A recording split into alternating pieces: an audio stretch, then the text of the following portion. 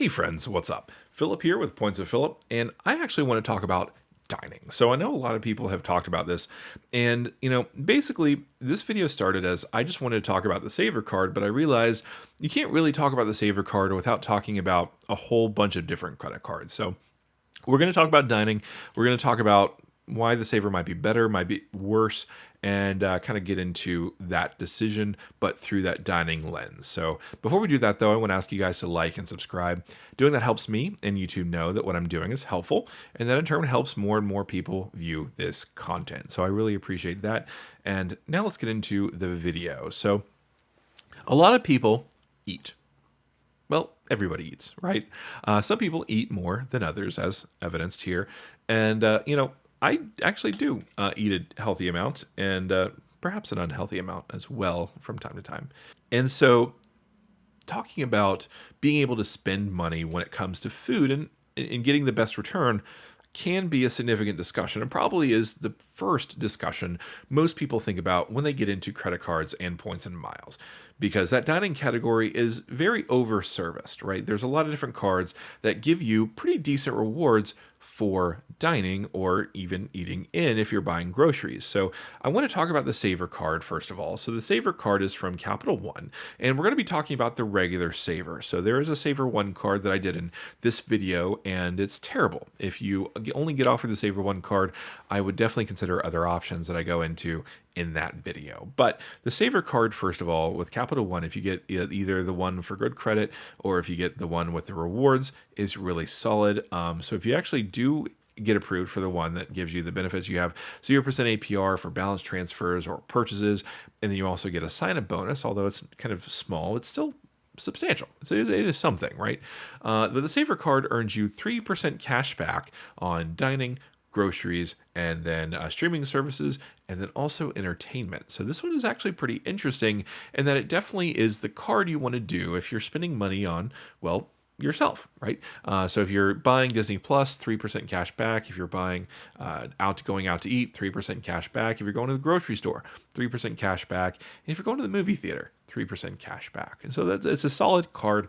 It earns a lot. It earns very, very well in those categories. It has no annual fee, which is also kind of a big deal, especially as you'll see, it is the only one, the only other one that doesn't have an annual fee. And so that is substantial if you're someone who's looking for simplicity in their credit card setup, but also still kind of wants to maximize certain things. The Savor card is one of my favorites. Now, another reason to hold the Savor card is that, first of all, it's a MasterCard. And so if you're looking for something that is accepted in a lot of different places overseas, I have not once had someone turn down my Capital One Savor card because they didn't take MasterCard.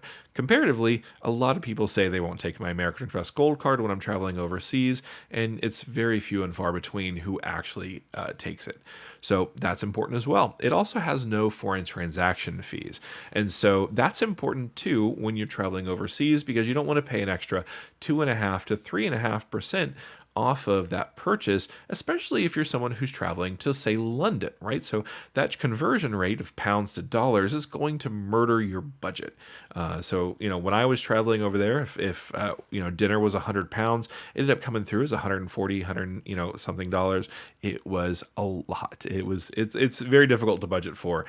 You don't want to have to add in another 2.5 to 3.5% for foreign transaction fees. So this is a solid card. Also, Capital One is really great when it comes to being able to use your card overseas. Basically, if there is a purchase that's a little suspect, they'll text you, did you make this purchase? You can say yes, and then they'll approve it on the next go. I have never had any issues with that, and I've used these cards prolifically overseas for the past year. Now, I do want to talk about, you can't talk about the Savor card without also talking about another important credit card or line of credit cards from Capital One. And so Capital One, first of all, the Savor card earns cash back, but And that's a big but, because if you have the Venture card, or even the Venture One card, or even the Venture X card, you can then convert your cash back earned on the Savor card into Venture miles, which means that essentially this becomes a 3X card, not a 3% card. And so if you're someone who knows what you're doing with points and miles, and say you're trying to get that the Virgin Upper Class experience, or even the Air France Business Class experience, you can get those 6, 7, 8 cents per point valuations, then that 3X becomes a lot more valuable than 3% cash back. But what's really great is Capital One is versatile. This can be a cash back, or it can be a points card. And so that's another reason why people like the Capital One Savor card. So it's important to note that you do need to have a Venture card. You can have the no annual fee Venture One card and get the same benefits, although you wouldn't be able to use that as a catch-all, at least not very effectively. 1.25x is, well, poor, but it is a no annual fee card, and so that's nice too. But anyway, so the Capital One Duo is there.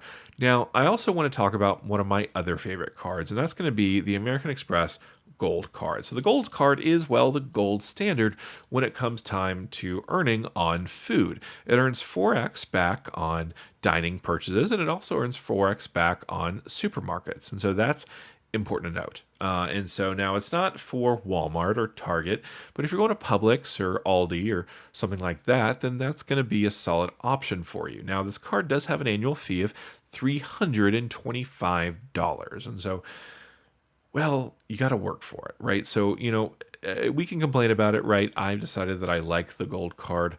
But if I ever decided that I didn't want to have to deal with annual fees, well, Capital One's right there, and I kind of like it. If I didn't have the gold card, I definitely would essentially only be, using Capital One, right? But I do have the gold card, and so I'm not, right? So the gold card has a $325 annual fee, but it's a little bit more complicated than that. So I want to go back to the multipliers because I am missing out on some things. So first of all, if you are buying airfare directly, you get 3x back, which is nice.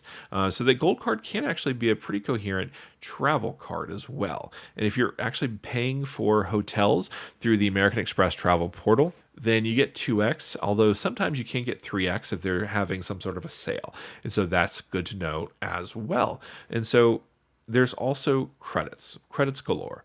This is the foodie card. First of all, we're going to talk about the Resi credits. You get $100 in Resi credits per year, $50 for every 6 months. And so this is solid. Resi is pretty easy to use. It's an app that lives on your phone. It can actually work and sync with your American Express travel app as well. And so you can actually see your bookings on Resi through American Express as well. But essentially, you don't even have to make a reservation. You just have to essentially basically have this card, use this card, be enrolled in the credit, and then just use it at a Resi restaurant, and then boom, $50 off of your visit. Now, you do have 2 dining credits, and I'm calling them dining credits because they function very similar to me, or at least for me. So they have the Uber cash credit, which is $10 every month. And then in December, it's a little bit more than that. And then they have the Grubhub credit. Actually, no, it's just $10 every month. It gets funky with the platinum card, sorry. But then on the $10 every month for the dining credit, you get access to Grubhub, access to the Cheesecake Factory, Goldbelly, Wine.com, and Five Guys as well. And so you do have a couple different options for that particular credit as well. So we have $240 plus $100, so that's $340. We're at that annual fee, and we haven't even talked about Dunkin'. So Dunkin' has a credit, $7 every month, $84 for the year as well. And that's actually something you can bank, because all you have to do is add to your in-app gift card balance with Dunkin', and that actually qualifies for this credit. And so that's essentially the gold card, right? So if you have to do a little bit more work and to kind of work back that annual fee, but if you are able to do that successfully and you're able to convince yourself that you can do it successfully, then 4x back can beat, honestly, 3x back. And so, you do have to put in the work, but if you can make it work, then it works. Now, we also can't talk about food cards without talking about Citi and without talking about Chase. So we're going to talk about Citi next. And so this one here is the Citi Strata Premier. This one has a $95 annual fee. And so this one actually earns really well. So it earns 3% back, or actually, sorry, 3x back on dining purchases, on grocery purchases, but it also earns on just general hotel and airfare purchases, right? So if you're paying for airfare, 3x back. If you're paying for dining, 3x back. If you're paying for groceries, 3x back. But more importantly, if you're paying for gas, 3x back. And so that is just a huge card. If you're someone who spends money, get the Citi Strata Premier. And the Citi Strata Premier is also more effective, or at least more important now that Citi has American Airlines as an exclusive transfer partner. And so American Airlines is miles can be really good, especially if you're traveling to Japan. But even domestically, American Airlines miles are not bad. The American Airlines hard product is really good. The only thing that's kind of a downside is it's a kind of a bring your own device kind of situation, but their planes are comfortable. Of course, caveat, I've only flown first class with American recently. So, but anyway, Citi Strata Premier, it's a solid card, $95 annual fee. You do have a credit through the Citi Travel portal, but it's kind of weird in that you have to spend $500 through the portal, and then once you do, you get $100 taken off. And so if you are planning on doing kind of extended hotel stays, so more than $500, and you're able to do that through the Citi Travel portal, then, yeah, this card actually can make a lot of sense. And it could make a lot of sense, honestly, even with not getting the annual fee taken off. All right. Now we got to talk about the Chase Sapphire Preferred. So the Chase Sapphire Preferred is kind of a weird little card in that it gets you 3% back on, or 3x back on dining, which is great. But the grocery category so far is a little weird. So you can only get it on online grocery, which means if you're paying in Publix through the app, or doing Aldi through pickup services through the app, then yeah, 3x back. But if you're just going into the grocery store and using this card, it's 1x. And so that's an important caveat. Now the Chase Sapphire Preferred also earns 3x on streaming and a couple of different other things. And so, it can be a good card, right? It can be a solid card, and it earns Chase Ultimate Reward points, right? So that means that you have access to United as a transfer partner, you have access to Southwest as a transfer partner, and you have access to Hyatt, which is very important for the whole Chase fanboy group out there.